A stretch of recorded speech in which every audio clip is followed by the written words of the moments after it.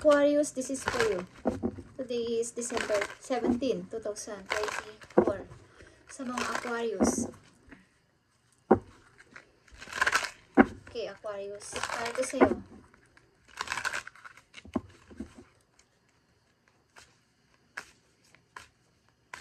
Message for Aquarius.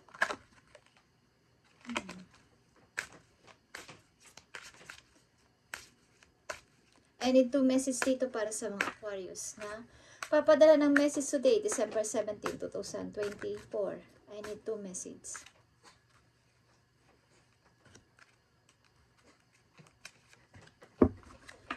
Aquarius, okay. Something na kayo ay unti-unti na nakaka-move on. Okay, ilan sa inyo? Unti-unti na nakaka-move on galing dito sa pagka-broke.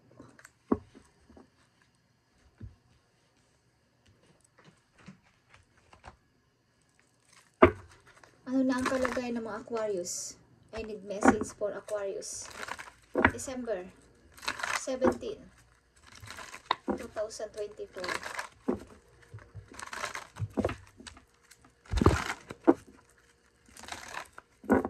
Okay, Aquarius. I need message for you.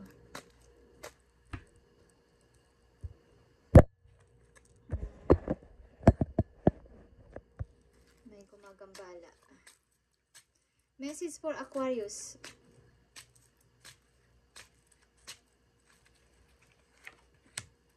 No. Okay.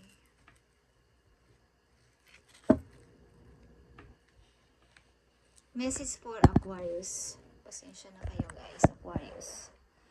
May umaharang sa camera. Okay. Aquarius, nandito ang 6 of Pentacles and 6 of Cups. Okay. Same ito na pinaninimbangan nyo sa inyong sarili. Sa kasalukuyan, maybe. Ang maaaring pagbibigay sa mga malapit na tao sa buhay ninyo. Something na pagbibigay ng tulong. Okay, sa inyong kasalukuyan. At nandito ang 7 of Pentacles. 6 to 7 of Pentacles. Maaring kayo ay marami nang naimpok o marami kayong naiipon na money. At marami din ang nangihingi sa inyo ng tulong o ng help. Lalo na sa pera. Okay, sa mga Aquarius.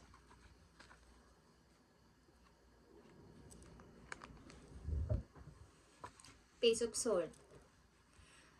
May mga gusto rin kayong pasimulan na paggagamitan nyo ng inyong pera. Sapagkat parang ilan sa inyo dito na nasa reading ay walang malapit na kamag-anak. Okay. O walang pinagkakatiwalaan na maybe yung malapit sa inyo na kamag-anak na maaari ninyong pagkatiwalaan sa pera. Mas nagbibigay kayo ng tulong sa ibang tao. Okay, mapagbigay kayong person, lalo na sa ibang tao. Guys, maaaring mayroon kayong iniisip na gawin at paggamitan ng inyong naipon o iniipong pera. Okay, Aquarius, tingnan natin. Hindi ko alam kung kayo ay lumayo sa maraming tao at ilan ninyong mga relatives o marami ninyong relatives.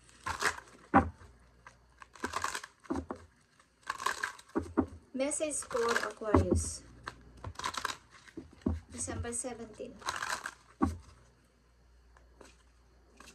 May mga nilisan kayong pamilya, nilayuan mo na, pasamantala.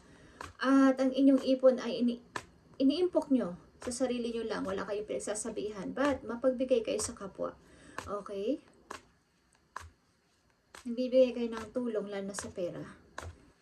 I need message for Aquarius, December 17, 2024. Bountiful nature. Spend time in nature helps shift you to a higher vibration and reminds you of God's infinite abundance. Go outside and enjoy a walk or hike with your pet. Meditate beneath a tree, garden, sit under the stars, or do some other activity to connect with the limitless vastness. Okay, Aquarius, kayo ay Madalas nasa bahay lang at ayaw niyong lumabas. Madalas kayo nag-i-spend ng time sa bahay after nyo ng trabaho maybe. At mas lalo nyo pang mapapatunayan ang kayamanan ni Lord kapag kayo ay lumalabas at lalabas para tumingin sa ganda ng nature, okay? Mag walking kayo pamisa-misan. Tingnan niyo ang ganda ng paligid kung saan kayo nandoon na nakatira. Okay? Sa mga Aquarius na nandito sa reading, kayo ay walang malalapit na kamag-anak sa inyong kasalukuyang situation o tinitirhan. Tingnan pa natin ang message para sa inyo. Nandito ang ask for your needs to be met. God and the angels can come to your aid only if you make free will.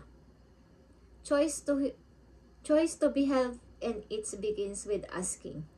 It doesn't matter how you ask God for help, but only that you do so. The same holds true with clearly asking other people to assist you.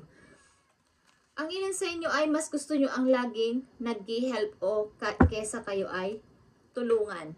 But, maaaring kayo ay may mga nilayuan na maraming tao. Either ito ay family ninyo o mga kaibigan, nilayuan nyo muna sila. Mahirap kayo magtiwala sa iba, maybe.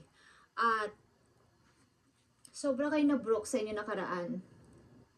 Maaaring kayo nag-i-start ng, pinipilit yung mag-i-start na mag-isa, kesa makipaghalubilo sa maraming tao, something. Meron kayong trauma sa maraming tao sapagkat nawala na ang tiwala sa inyo.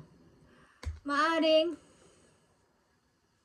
meron pa kayong gustong gawin at gusto talagang planuhin sa buhay, but hindi nyo magawang isabihin, lalo na kay God, ang inyong gusto. So mag-ask kayo ng help kay God kung ano ba talaga ang inyong kailangan. Bagamat meron ka namang money, meron kang sariling kakayahan, but hindi mo matukoy-tukoy sa sarili mo kung ano ba talaga yung purpose mo sa mundong ito, okay? Ba't ka nabubuhay? Something na kayo naman ay okay sa pananalapi sa Aquarius na nandito. At hila nga kayong, kumbaga iniipon nyo lang mag-isa. But hindi nyo matiyak sa sarili ninyo kung ano ba talaga yung kailangan at gusto ko. So mag-ask kayo ng help kay God, guys, Aquarius, kung ano ba talaga ang gusto nyong gawin sa buhay. Tingnan natin ang message ko yun para magkaroon ka ng guide. Okay? Something na lumabas-labas kayo, Aquarius, para kumbaga mabago yung inyong pananaw sa mundo, sa paligid. Kasi kung may nilayuan kayo mga persona na loko o nanakit sa inyo is hindi naman lahat ng tao ay na mamimit ninyo ay lahat ay pare-pareho. Nagkataon na ganun yung namit nyo nung ganong buwan, nung ganong taon, is sa susunod na mga mamimit yung ibang tao is hindi na ganun, guys. So wag ninyo silang i-compare sa mga mamimit nyo pa lang. Message mo para sa mga Aquarius. Nagpaparamdam siya. Spider, okay. Manifestation is here, Aquarius. To wave your web in life that you see before you is in the result of your thoughts. If your current reality does not suit you, then it's time to make changes through conscious manifestation. Your energy can bring in all you desire.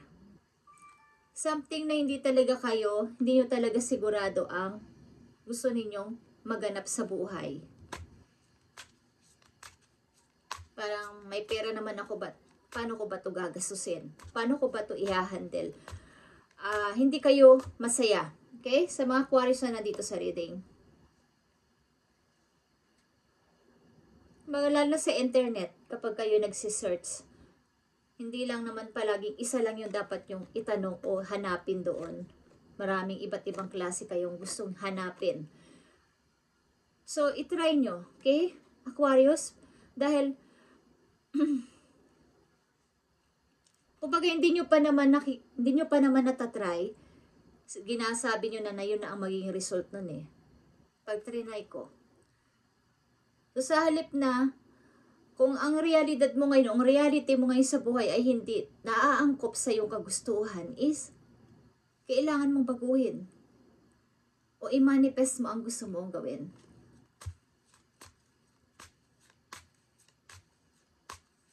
Message mo pa para sa mga Aquarius na nandito sa reading. Spirit guides from heaven. Nandito ang giraffe. Reflection, Aquarius. If you are facing a difficult situation, do not to rush into making a decision. Aquarius, you are advised to turn the problem around in all possible manners before deciding on a solution. Your circumstances need to be examined carefully. Okay guys. Andito yung baliktanawan mo yung mga problema na nangyari sa'yo. Maring ilan sa inyo ay tumakas sa isang problema. O may tinakasan na isang parang takot kasi kayo na i-handle yun. Okay.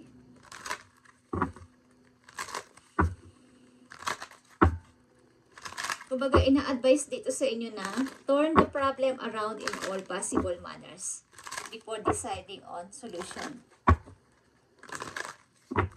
Kailangan yung, kumbaga, baliktanawan yung inyong naging problema. Bakit ba ganito yung nagiging perspective ko sa kasalukuyan? Bakit ba ganito yung naging pananaw ko sa kasalukuyan ko? So, i-review nyo, guys, Aquarius. Message pa sa mga Aquarius. Ilan sa inyo dito ay lumayo sa nakakarami sapagkat sobrang nasaktan kayo o may nanakit sa inyo sa inyong nakaraan, pati kamag-anak ninyo or mga kaibigan nyo, something. May mga pinutol na kayo ng, inalisan nyo na ng contact, diba? Kumbaga, ayaw nyo na silang makita. Kumbaga, may Facebook kayo, in-unfriend nyo na sila. Yun ang halimbawa doon, okay? Ayaw na silang makita pa yung mga status nila or yung mga wall nila. At ang ilan din sa inyo ay hindi palalabas. So, hindi nyo nakikita o kumbaga, hindi nagbabago yung inyong pananaw. Because hindi kayo nakikihalubilo sa ibang tao. Okay? Aquarius. I need message for Aquarius.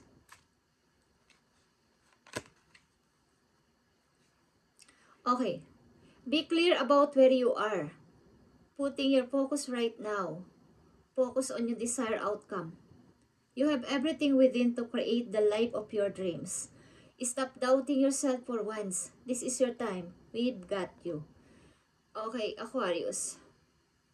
Maging maliwanag na sana sa iyo at maklear na yung mga gusto mong gawin. At yun din ang magiging outcome para sa iyo. Okay. Mukha ang mga Aquarius na nandito sa reading ay magulo ang isip. At hindi alam ang dapat nilang mga pasimulan sa buhay. Bagamat may freedom naman kayo. Kaya nyo naman ang pumunta dito, pumunta doon, travel doon. Gusto nyo. But hindi nyo alam kung saan kayo sasaya. Okay? Tingnan natin. Ang mga message pa po you. Para sa mga Aquarius, I need message.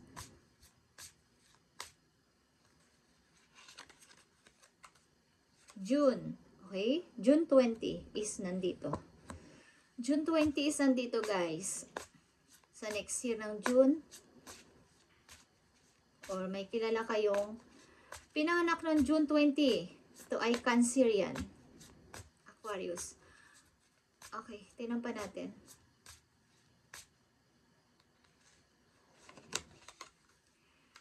Okay, amazing chemistry, terrible timing. Okay, guys. Maybe, meron kayong nakilala but isa itong parang wrong timing. Meron kayong nakilalang person but sad to say, wrong timing ang pagkikita yung dalawa o pagkakakilala yung dalawa. Maaaring noong June 20 nangyari ito. Sa energy ng Cancer. Okay. Tingnan natin, is saying, tingnan natin ang June 20. Itong reading nyo ay December 17, 2024. At ano ba itong June 20? Para sa mga Aquarius, tingnan natin ang June 20. Ba't nandito ang June 20? Or June?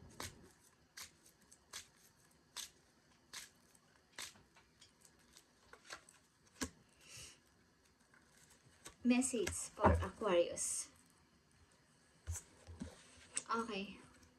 5 of Cups and 10 of Wands. Okay, guys.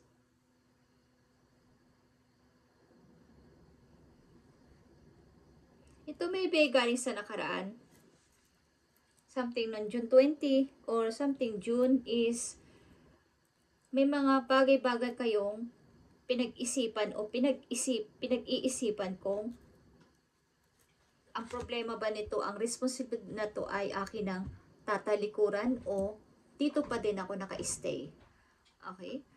Ito bang problema na to ay, itong mabigat na responsibilidad na to ay pipilitin kong isolve, mag-i-stay ako para isolve ko mag-isa or titingin na lang ako sa maaaring mangyari. Okay? Kung hahanap ako ng ibang alternative na bawa ibang paraan, iiwanan ko or hahanap na lang ako ng paraan para ito ay masolve o magtitiis ako dito. Okay. Tingnan natin June 20. For Aquarius, June 20.